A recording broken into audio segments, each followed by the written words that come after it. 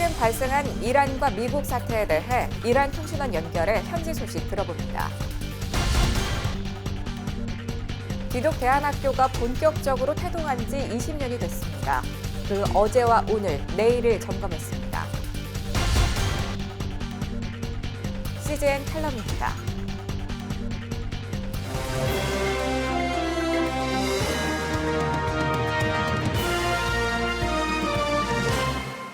안녕하십니까. 요일별로 깊이 있는 정보들을 전해드리고 있는 CGN 투데이 섹션 기획보도. 금요일인 오늘은 이슬람과 중동입니다.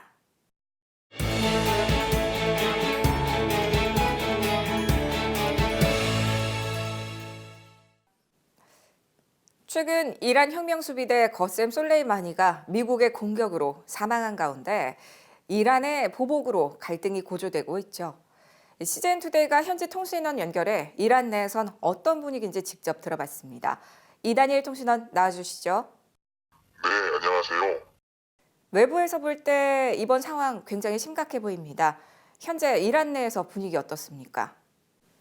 멀티미디어에서는 계속해서 말하는 내용들은 인터뷰를 해도 이제 그런 내용들에 지금 당장 우리가 성전을 해야 되고 미국은 절대로 우리를 이길 수 없고 우리는 반드시 미국의 공격을 막아낼 수 있다는 얘기들을 계속하고 있고 그 얘기들이 5살, 6살 남자아이들이 나와서 그런 얘기들을 하고 성전을 외치고 빨간 깃발을 흔들고 검은 깃발을 흔들면서 그렇게 계속 사람들을 선동하고 그렇게 하고 있는 상황입니다. 네, 심각한 상황이네요.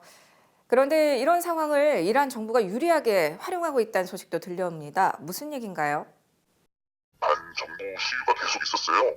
작년 11월 달에 이제 이란에서 갑자기 유가 인상을 하면서 사람들이 이제 들고 일어난 거거든요. 이전부터 계속 국제사회적으로는 미국에서 계속되는 압박을 인해서 너무 살기 힘들고, 근데 그거에 대해서도 이게 미국에 대해서 미국을 원망하는 마음이 아니라 현 정부와 현 지금 이슬람 세력에 대한 반감으로 그렇게 나왔는데, 이번에 거셈 솔레이마니 혁명수비대장 그 사령관의 죽음으로 인해서 이 마음들이 완전히 바뀌었어요. 정부에서는, 그다음에 미디어에서는 그거에 대해서 엄청나게 크게 그것들만 부각시켜서 얘기하니까 이전에 있던 반정부나 반종교 그런 마음들을 갖고 있던 사람들은 다 조용하게 된 거죠. 제가 옆에서 받아봤을 때 정말 너무 사실은 속상하고 아쉽고, 그다음에 정부 입장에서는 사실은 너무 좋은 기회가 된 것 같아요. 이란을 지배하는 이슬람교가 흔들리고 복음이 들어갈 수 있는 기회가 생길 뻔했는데 그 기회의 문이 닫히게 된 거군요. 안타깝습니다. 현재 시내의 모습은 좀 어떻습니까? 사람들이 많이 놀라거나 어려움이 있을 걸로 예상되는데요. 사실은 굉장히 특이한 것 같은데 평안하고 시장에서는 다들 장보고 뭐 그러고 있어요. 사실은 이들의 삶은 계속 지속되고 있고 학교 어린이들은 학교에서 학교하고 대학생들은 지금 기말고사 시험 기간입니다. 많은 사람들이 스마트폰이나 텔레비를 통해서 계속 정보를 듣고 있는데 그 정보는 사실 정부에서 이렇게 호도된 잘못된 정보들을 계속 듣고 있는 것 같고요. 이들 또한 미국은 절대 우리를 전쟁할 수 없다, 우리를 공격할 수 없다, 공격을 하더라도 우리는 반드시 막아낼 수 있다라는 그런 얘기들을 저에게도 하고, 하지만 미국을 상대로 여러 발의 미사일을 발사해서 그들의 군대 캠프를 완파했는데 미국이 가만히 있을 수 없다라고 얘기하는 친구들도 있었습니다. 하지만 대다수의 국민들, 대다수의 사람들은 전쟁은 나지 않을 것이다라는 생각을 많이 하고 있습니다. 네, 마지막으로 이란을 위한 기도 제목 나눠주시죠.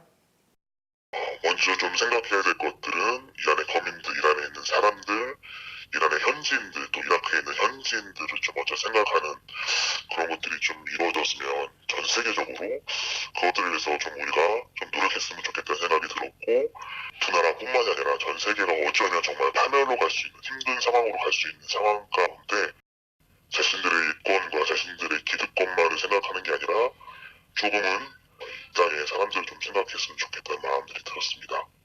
네, 이란의 현재 상황과 안정을 위해서 기도하겠습니다. 감사합니다.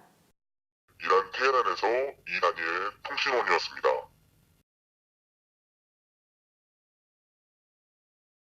일부 계층을 위한 귀족 학교, 성적 상위 1%를 위한 엘리트 학교, 문제아들만 따로 모아놓은 갱생 학교. 여러 시선 속에서 기독 대안학교가 본격 시작된 지 20년이 됐습니다. 그 어제와 오늘의 모습을 돌아보고 앞으로의 과제는 무엇인지 점검해 봅니다. 김현정 기자입니다. 2000년부터 태동하기 시작해 2006년에는 59개에 그쳤던 기독대안학교는 2년 전 통계에 의하면 265개까지 늘었습니다. 등록이나 허가에 대한 시스템이 없다는 점을 고려할 때 더 많은 숫자가 존재할 것으로 전문가들은 예상합니다. 이러한 양적 성장에 이르기까지 기독대안 학교들에 대해 내외부적으로 우려와 비판의 목소리들이 제기돼 온 바 있습니다. 그 첫 번째가 대안학교는 귀족학교라는 점입니다. 공교육이 아닌 학비를 내야 하는 학교이기 때문입니다. 연간 수업료가 500에서 750만 원 사이가 37.5%로 가장 많았고 250에서 500만 원인 경우가 15.6%로 그 뒤를 이었습니다. 1,000만 원 이상인 학교도 14%였지만 없는 경우도 10.9%, 100만 원 미만인 경우도 7.8%였습니다. 기독대안 학교들 대부분이 사교육 금지 원칙을 갖고 있다는 측면에서 일반 공교육에서 이루어지는 사교육비와 그리 큰 차이가 없다는 것이 전문가들의 의견입니다. 지나친 종교주입 교육이라는 비판도 제기됩니다. 실제 기독 대안학교에서 이루어지는 과학 수업에 대한 교사들의 입장을 조사한 결과가 있습니다. 과학 또한 하나님이 창조하신 것이므로 성경의 관점에서 가르쳐야 한다는 응답이 62.1%로 가장 많았고 성경과 과학을 대등하게 연결해 서로 도움이 되도록 가르쳐야 한다는 의견도 19.1%였습니다. 전문가들은 기독 대안학교에서 종교 중립의 교육을 요구하는 것은 어불성설이라고 지적하지만 모든 진리는 하나님의 진리임을 인정하고 사회와 소통하는 지혜를 가르칠 필요가 있다는 점도 분명히 합니다. 기독대안학교 전문가들과 교사들은 이런 비판을 통해 기독대안학교의 공공성 확보를 위한 다음에 4가지 과제를 제시합니다. 경제적으로 어려운 계층에도 열려있는 학교 만들기, 입시 위주 교육 극복하기, 편파적이지 않은 신앙 가치관 교육하기, 사익을 추구하지 않는 공공성 확보하기 등입니다. 이 자료들은 최근 충주에서 열린 2020년 기독교 대안학교 컨퍼런스에서 공개됐습니다. 기독교 대안학교의 어제와 오늘 그리고 미래를 주제로 열린 이 컨퍼런스에서 교사들은 많은 도전을 받았습니다.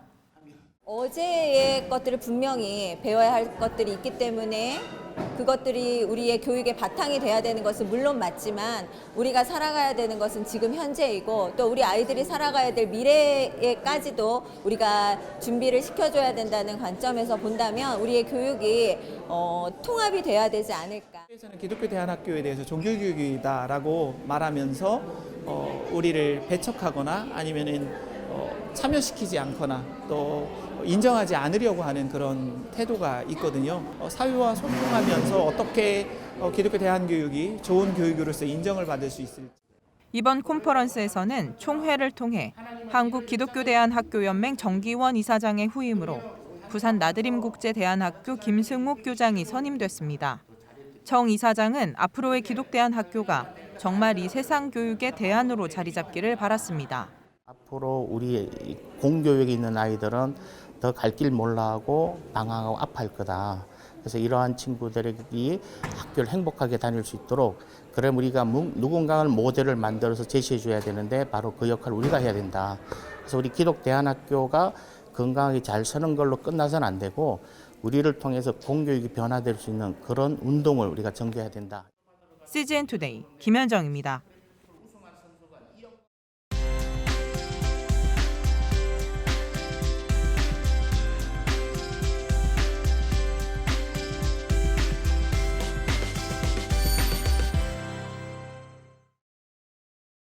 안녕하세요.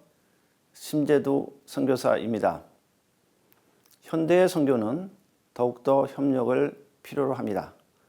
실제로 선교의 패러다임이 아래와 같이 변하고 있습니다.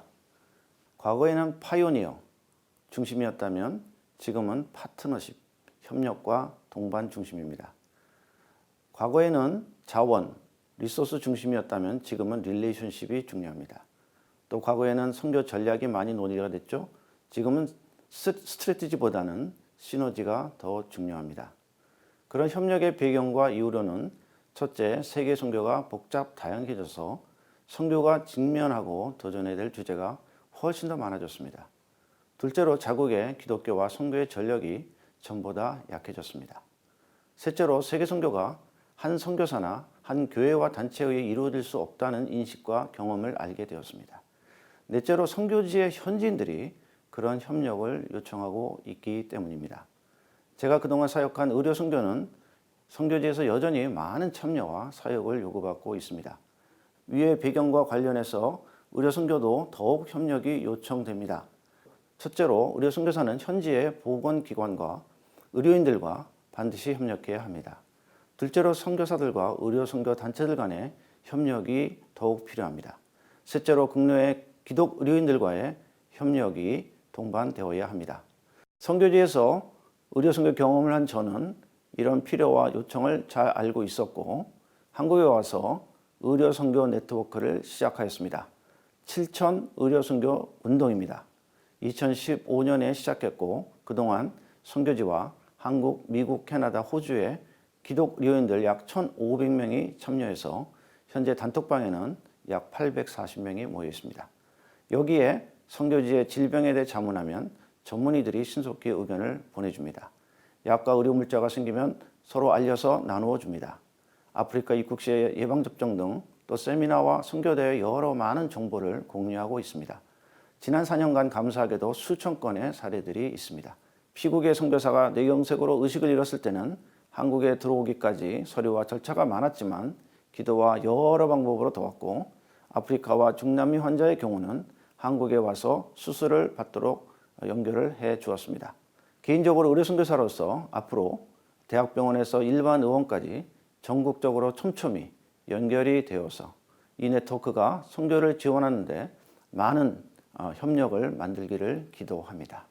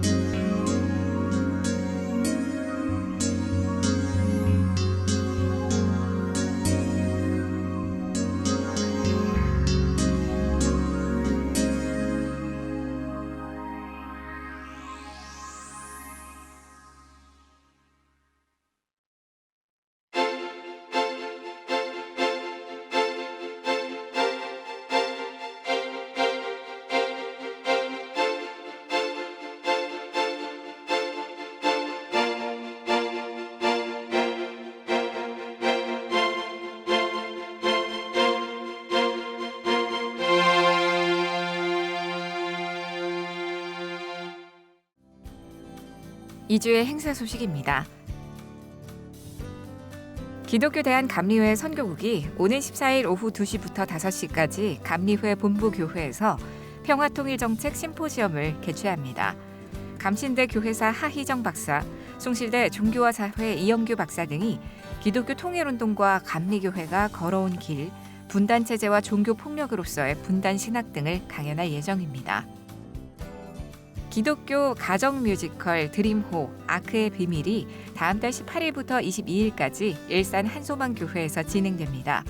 세상을 상징하는 드림호 안에서 경쟁하고 협력하는 아이들을 통해 신앙의 모습을 돌아볼 수 있는 내용으로 구성됐습니다. 성경 말씀을 새롭게 듣고 체험할 수 있는 낭독 공연 아주 특별한 편지가 오는 11일 저녁 7시 창천교회 100주년 기념관에서 개최됩니다. 5인조 라이브 밴드 음악과 뮤지컬 배우들의 노래, 음성을 통해 성경을 입체적으로 체험할 수 있는 공연으로 신자나 비신자 모두 하나님의 특별한 편지를 만날 수 있도록 했습니다. 실로암 시각장애인 복지관이 2020년 상반기 자립생활 기술훈련 기초과정 훈련생을 오는 23일까지 모집합니다. 본 훈련은 중도 실명으로 인해 사회, 심리적 어려움을 겪고 있는 시각장애인의 자립을 목적으로 점자 교육, 컴퓨터 교육, 보행 훈련 등의 기초 과정을 실시합니다. 훈련은 다음 달 24일부터 6월 26일까지 18주간이며 신청은 복지관 방문 후 담당자와의 상담을 통해 진행됩니다. 한국기독교미술인협회가 주최하는 제2회 청년작 초대전 소울 앤 스피릿이 오는 15일 오후 4시 토포하우스 갤러리에서 개최됩니다. 이장우, 길재영, 최진숙 등 총 13명의 작가가 참여하는 이번 전시회는 영성과 작품성을 겸비한 기독 청년 작가들을 발굴하고 한국 화단에서 기독교 문화가 주도해 나가도록 후원하기 위해 열릴 예정입니다. 매일매일 더 새롭고 알찬 글로컬 선교교육 뉴스 CGN 투데이 시청해 주셔서 고맙습니다.